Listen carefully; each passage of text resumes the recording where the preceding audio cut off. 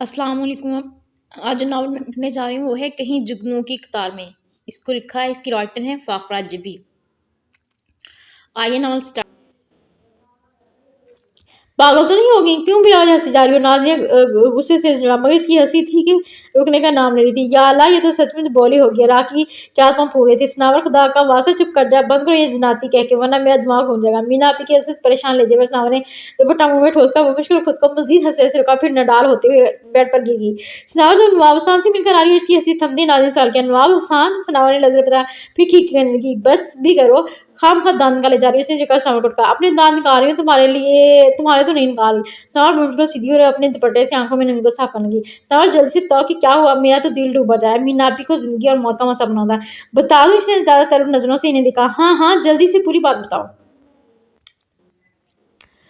हाँ, तो मीना आपी बात सिर्फ इतनी सी है कि वो घंटी भर के रुकी कि मीना आपी के खुश होने को दरकिया, इसके मैं इस मंगने के लिए तैयार हूँ। सनावर ने इतना कहकर पाक से कमरे से बाहर निकल गई और कमरे में बैठे तमाम अफराद अपनी जगह हक्का बक्का रह गए। ये क्या कह कर गई है? मीना आपी ने हैरत से नाज़िन को देखा, जो अब नाज़िन सभी का मुंह देखने लगी थी। सभी, क्या तुमने भी वही सुना जो मैंने सुना है? पता नहीं, जो मुझे तो पहले ही अपनी इस मौत पर शक रहता है। क्या वाकई सनावरबाजी इस मंगनी के लिए तैयार है? राखी की हैरत में एक बार अंदाज नजर नुमाया होगा, मगर क्यों, कब और कैसे? ये वो साथी जिनका जवाब देने के लिए वो सब सनावर की तलाश में भाग खड़े हुए थे। ईद का दिन आ पहुंचा, लेकिन ये मम्मा अभी तक हल नहीं हो सकता कि आखिर शहजादी और यकया नवाब हसान से मंगनी पर कैसे रजामंद होगी। इसके दिल खुशी हुई कि कल से मुस्कुराहट इसके उनसे जो जला नहीं हो रही थी। बगैर किसी जोरदस्ती के इसने नहायत एहतमाम से बालों में नकली चूटी नहीं परांदा भी डाल गया था, और तो और पान भी अच्छा बनाने, इतना अच्छा बनाने लगी थी कि दुआ के दादा ने एक ही दिन में 20 ग्लोरियां बनवाई थी उसे। मीना अपनी नाज़िन और महरीन की हालत अलबत्ता नाज़िन साहब ने असल बात उगाने की सर तोड़ कोशिश की, मगर इसको एक खामोशी थी कि खत्म होने ही में नहीं आ रही थी। नाज़िन और महरीन ने नाजगी के तौर पर तमाम कामों से हाथ उठाए, मगर वो मजे से सब काम निपटाती रही। ईद की सुबह सबके नाश्ते का इंतजाम उसी ने किया, सबके कपड़े प्रेस किए, मेहमानों को रिसीव करने की जिम्मेदारी भी उसने निभाई। फिर साहब आया, बकरा भी कट गया, अगले चंद घंटे में महल्ले में बांट भी दिया गया। राखी और सभी ने बकरे की जुदाई में आटा नासो बिहार। जब दिन ढलने लगा तब नाज़िन और महरीन को मजबूरन राजी खत्म करने इस वक्त तक उस तक आना पड़ा कि शाम को मंगनी की फिक्र की तैयारी ज़ाहिर नहीं करनी थी। क्या बना रही है? महरीन ने रूठे उठे लहजे में से दोस्ती का आगाज किया। हुसैनी कबाब हैं? हाँ, हुसैनी कबाब तुम्हारे थे कब कब चढ़ गए? महरीन की बात पर वो खिलखिला खा दिया, जबकि नाज़िन जलकर रह गई। शर्म तो नहीं आती तुम्हें? नहीं, क्योंकि तरकीब में कहीं भी ये नहीं लिखा कि हुसैनी कबाब बनाते हुए शर्मिंदा होना लाजिम है। वो खास तरंग में थी। नाज़िन ने एक बार फिर कड़े तेवरों से उसे देखा, फिर नाराजगी से रुख मोड़ गई। कमाल है भाई, एक तो मेरी समझ में तुम लोग नहीं आते। जब मैं रिश्ते पर राजी नहीं थी तब भी तुम लोगों को तरास, आप राजी हो भी सब खफा आकर चाहते क्या हो तुम लोग? इसने पतीली में चिंगी में के साथ कटे हुए लीमू और नमक डालते कहा, हम तो नहीं चाहते हैं कि इसकी काया पलट के इस वजह बता दो। मीना आपी गुड्डू को फिडर बनानी थी। सनावर की बात सुनी तो जट से मुद्दा बयान किया, कोई खास वजह नहीं आपी, बस तेरे मशरक होना, वाद देने की दामंदी में राजी होना मेरे लिए बेहतर था। सब मैं तैयार हूँ, आप सबकी ये भी तो यही ख्वाहिश है ना, फिर अब इस ख्वाहिश पर अमल दरामद में तामल क्यों? वो चूल्हा बंद करके इनकी तरफ बढ़ी। एक बार तमाम एतराज़ात फसाद और मुस्लिम इनसे बेतहाशा अकताहट, इन सब का क्या होगा? वो सब बाढ़ में गया। आखिर आप लोगों ने कुछ सोच कर ये ड्रामा शुरू किया होगा ना, सो अब मैंने भी परवाह छोड़ दी। कल अगर कुछ हुआ भी तो आपसे मदद ले लूंगी। अलबत्ता वहाँ जाकर खासी परेशानी होगी। सुना है दीवान खाने में आने वालों से भरा रहता है, दिन में 20-25 पान की लोरियाँ एक वक्त में बनाई जाती हैं। मेहमानों की तोड़ों के लिए सारा दिन नीमत खाने में घुसना होगा। अल्लाह, कैसा होगा और वो वक्त जब पान मेरा ओढ़ना बिछना होगा, नीमत खाना मेरी क्या मंगा होगा। लेकिन खैर, तब की तब देखी जाएगी। आप आज की फिक्र करें, सीख कबाब का मसाला तैयार कर लें, क्योंकि दादा को हमारे हाथ के सीख कबाब कभी पसंद नहीं आते। वह तो आने का जीन शाम नज़ारा करती किचन से बाहर आ गई, जबकि वो तीनों दूसरे की शक्ल देख कर रहेंगी। मीना आपकी बात मुझे हजम नहीं हो रही, कहीं ऐसा तो नहीं कि इस दिन टैक्सी में सनावर नवाब हसान की आपस में टक्कर होगी और वो तूफानी किस्म के इश्क में मुबतला हो गए हों। महरीन के दिमाग में कीड़ा कल बुलाया था। नहीं भी, नवाब साहब की वालदा की बातों ने इतना तो मालूम हो गया है कि इस दिन सनावर टैक्सी में गई जरूर थी, मगर इनसे मुलाकात के बगैर वापस गई। वो तो जाहिर सी बात है, क्योंकि अगर इसलिए में सनावर से मिला ही होती तो आज ही के दिन बकरे की जगह हम और आप कट रहे होते। नाज़िन ने कबाब तलना शुरू कर दिए थे,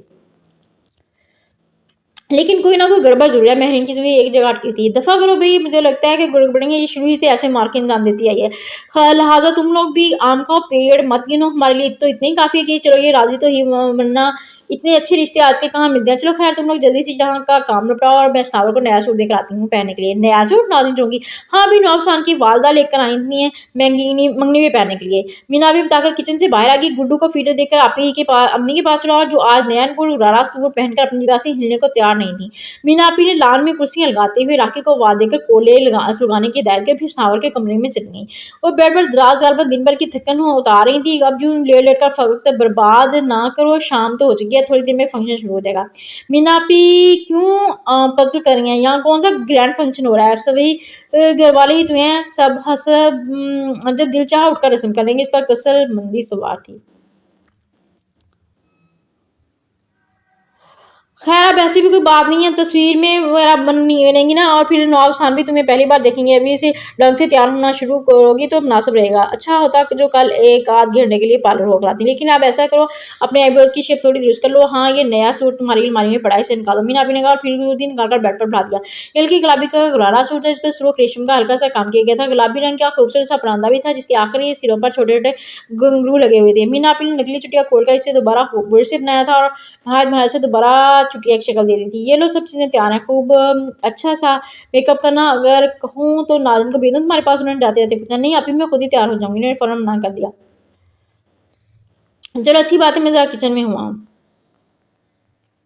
वो दरवाज़ा खोलकर बाहर निकली। इनके जाने के बाद सनावर एक तवील सांस लेकर ऊपर बैठी थी, उठ बैठी थी। वो एक नज़र से ऊपर डालने के बाद इसने परांदा हाथ में लिया और इसमें घुंघरूओं को देखने लगी। ऐलान बात होती है जैसे वही शाम की रौनक में इजाफा हो गया था। लैन के अनवस में सोफा रखकर नवाब हसन और सनावर के लिए नशिस्त का एहतमाम किया गया था। यही दोनों तरफ के बुजुर्गों ने अंगूठियाँ पहनानी थी सोफे के पहनानी थी।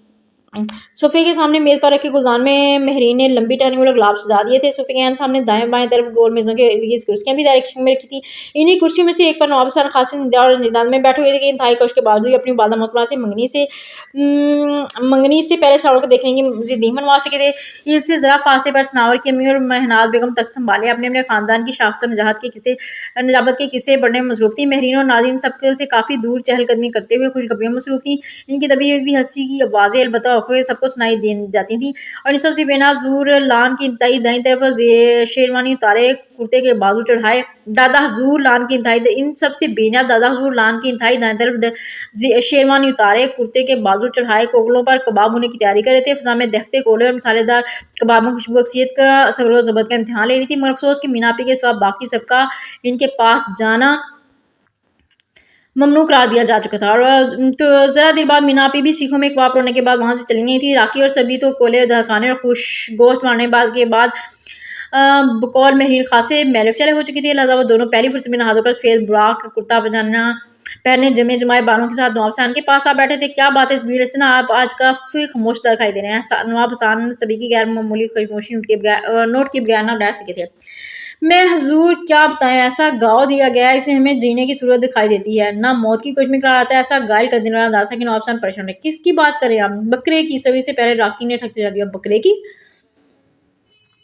नवाब साहब की हेल्प जाती। जी हाँ, अभी वही बकरा जो कई घंटे पहले कबलो गड्ढ और बढ़ चुका है और जिसके बाद थोड़ी देर बाद हम और आप नोश फरमाएंगे। राकी ने नहायत एहतमाम से फिजा में बाबू की खुशबू को महसूस किया था।